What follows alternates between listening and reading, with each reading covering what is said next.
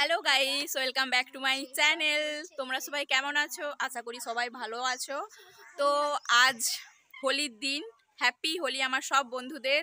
তোমরা সবাই খুব আনন্দ করো, আজকে খুব রং খেলো।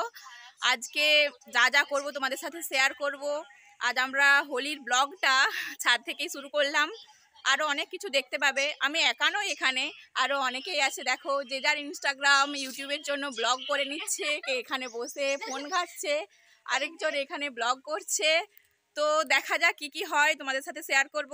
সূর্য মামা আমাদের লুকিয়ে গেছে, তো কি হয়েছে বলো? বসন্তের এই কচি পাতা, কি মিষ্টি দেখতে লাগছে আজকের পরিবেশটা, একবার সবাই দেখো। ওয়াও, দেখো, এই যে আমার ছোট্ট গোলাপ গাছটি থেকে কয়েকটি গোলাপের ফুল তুলে নিচ্ছি একটি থালা সাজাবো বলে।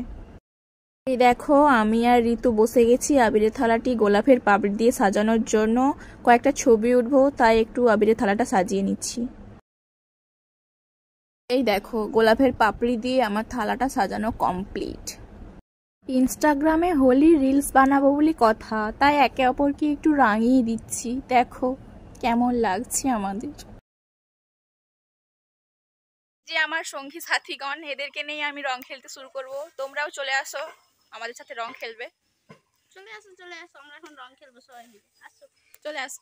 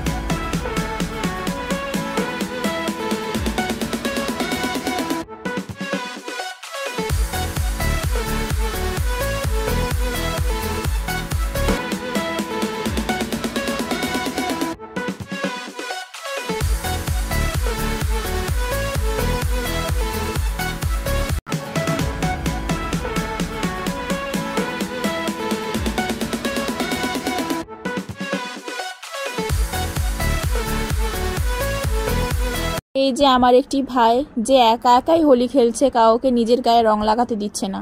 সব শেষে একটি দাদা এসে আমাদের ভূত করে দিয়ে গেল। উফ, কি কষ্ট। এই যে গাইস, আমাদের অবস্থাটা একটু দেখে নাও।